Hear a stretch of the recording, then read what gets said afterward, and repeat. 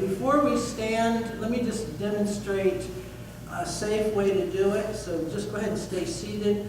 Okay, we want to come forward toward the front edge of the chair before you do anything else. So remember that it's easier to get up if you move the hip socket as close to the heels as possible. So if I can shorten the distance between the hip and the heel, it's much easier for me to come forward and engage and stand. Alternatively, if I'm way back like this, so there's a broad gap between the hip and the knee, it takes a lot more energy to get far enough forward to come up. So there's more risk in that, and there's also a risk in a deep stance of coming forward, not quite making it, and going backwards and tipping over backwards. I've seen it happen, and it's not the most pleasant thing in the world.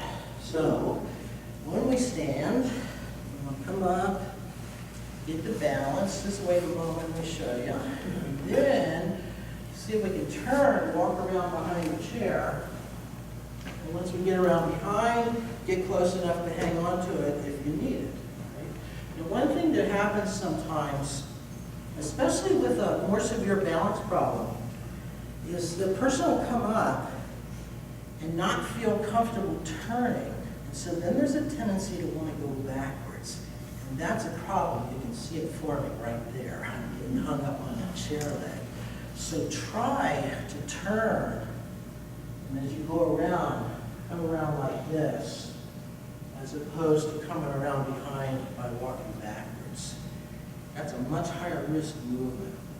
So take your time, go ahead and stand, find our way around the back of the chair. Can you reach out and touch the chair with no problem? We got on the step or lean, no coming out front. And so 3 strategies for lowering the risk of falling. 1, wider base. And there's 2 ways to widen the base. We can increase the width, but we can also bring 1 foot forward a little bit. So when we're on our feet, whenever we're standing, we're working, do whatever you feel that you need to do to feel stable. So if you're okay parallel at hip distance, that's fine. If you need to have 1 foot a little further forward to give you a little more control, do it. Second strategy, be aware, be conscious of the surroundings. And so again, look around. Is there anything that we might potentially trip on or forget about as we go about coming around and sitting and standing? And the third part is slow it down. So I'm going to give your brain a little more time to process information so we can make clear choices about how we're going to move. Right? So again, check the base, hip distance.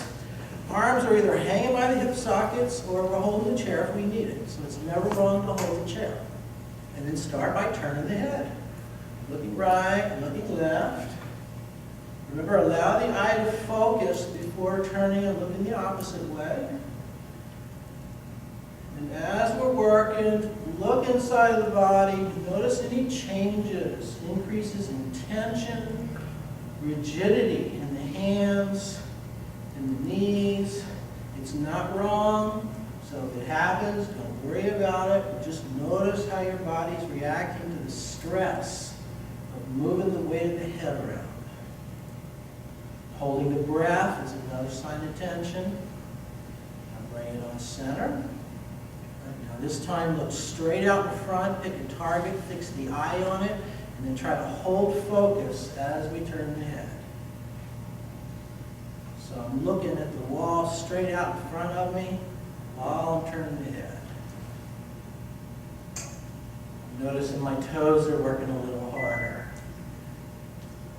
I'm controlling balance. With the turn of the head, there's quite a bit of stress on the balance. That's fine. Bring it on center. Okay, now work on tipping the head vertically. Look at the ceiling, look at the floor. Maintain a nice straight posture.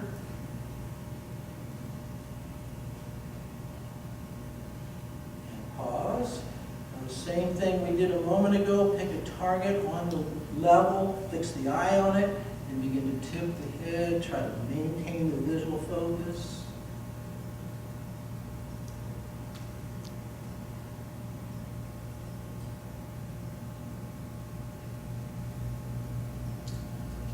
Bring it back on center. Nice work. Now down, tip from side to side. Control the posture, so don't let the body tip like this. Rather keep the shoulders level and only tip the head. There we go. Bring it on the center. Good. Relax for a moment. Take a breath or two. If you ever feel yourself getting tight, just take a little break. Move around, loosen up, and then start again. Stationary balance controls. We're going to start by turning the hip. So the arms are either hanging loose or we're holding onto the chair. First priority, feel the turn to the hip. Feel it rotating to each side. Try to become sensitive to the midline. Now notice what's going on with the head. Is the head turning? Is the body turns? Are the eyes sweeping the room? Or has the head centered or the eyes locked on a target? Let's pause. So now let's all try to lock the eyes on the target and see now if we can turn the hip and body without turning the head. This is what's going on when we're walking. The head stays centered. The eyes are usually focused on the ground several feet out in front of us. As we take a step, the hip and shoulders rotate. So the body turns like this when we're walking, but the head stays centered. That's normal. It feels strange when we take it out of context and do it as a separate exercise, but this is something we've been doing all of our lives. Good. All right, bring it on center. Now begin to shift the weight. The ankle becomes the critical joint because this is basically a swaying motion. Sway in a circle. As we sway, we want to feel the weight shifting from one leg to the other. What was that? Yes, bending. Yeah, the knees are unlocked. That's right. Knees are relaxed. With all the movement, try for the most natural feeling in your body. Nothing contrived. So always try to relate it to normal patterns. How do you feel when you're out walking? If you're standing in the kitchen, having a cup of coffee or something, talking to someone, what goes on? Usually we're not stationary. We're swaying, we're shifting the weight around. So try to connect to those natural patterns. Go the other way. Feel the changing pattern of pressure in the bottoms of the feet.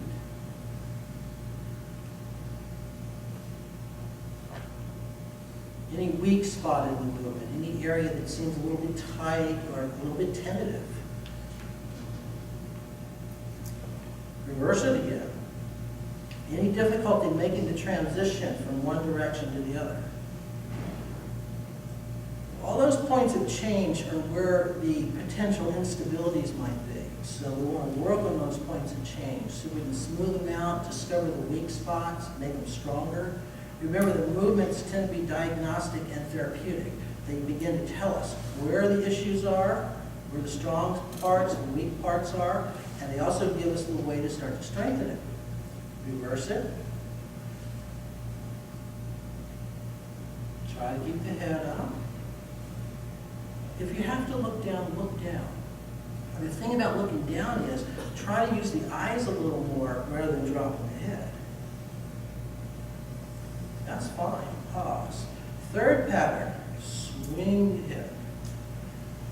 This is a critical balance control because it involves changing posture. Right? So from the side, you can see that as I swing the hip, the upper and lower body are moving in opposite directions. So there's a counterbalancing that goes on in this movement. Reverse it, go around the other way. That's it. Again, feel the weight shifting in the bottom of the feet. Try to keep the head up. That's why the chair is there. It's a safety net. Good. Reverse.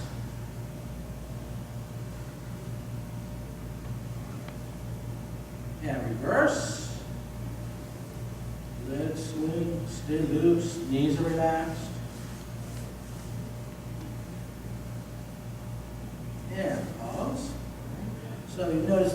balancing we've done so far. We haven't done anything with the feet. We've never lifted any part of the foot or moved it around.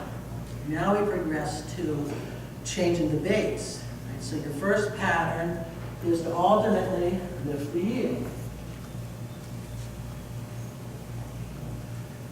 So as the heel comes up, the weight's going to shift to the other leg.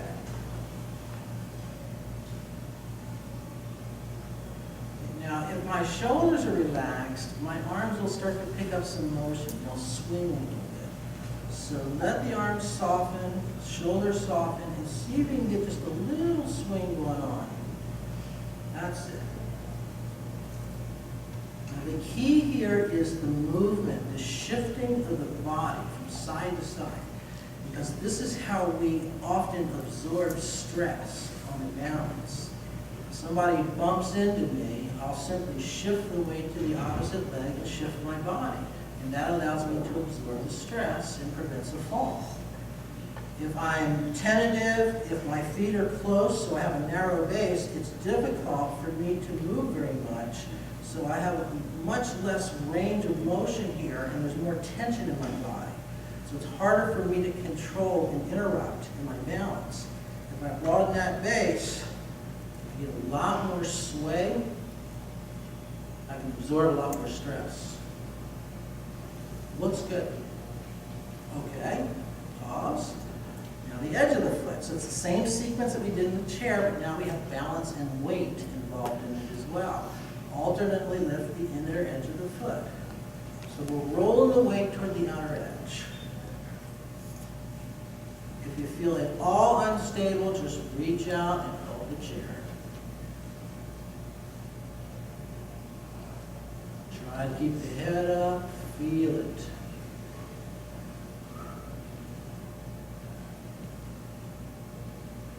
That's nice. Right?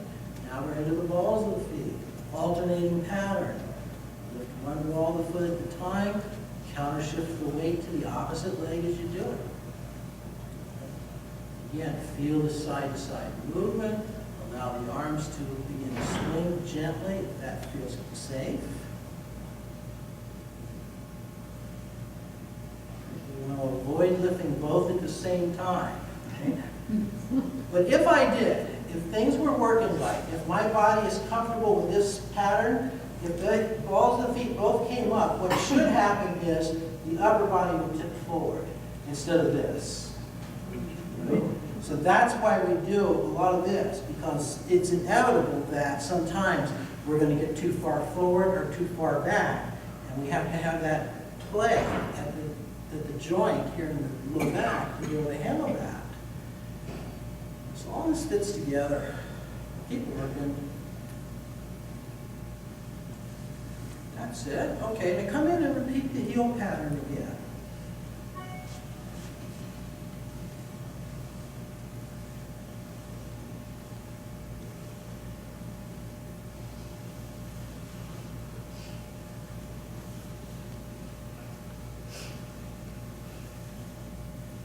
Breathing natural. Any tendency to hold the breath here? Any fear? Good. Alternating, rolling toward the outer edge of the foot. Try to keep the back straight.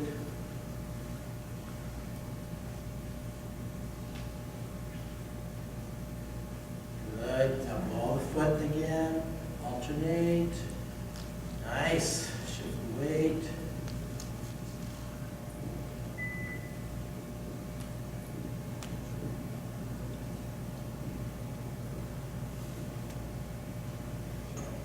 That's fine. And pause.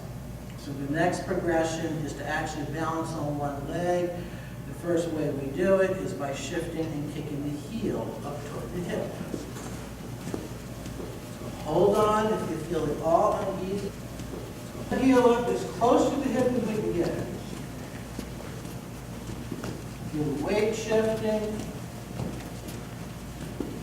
That's it. Feel the balance on one leg.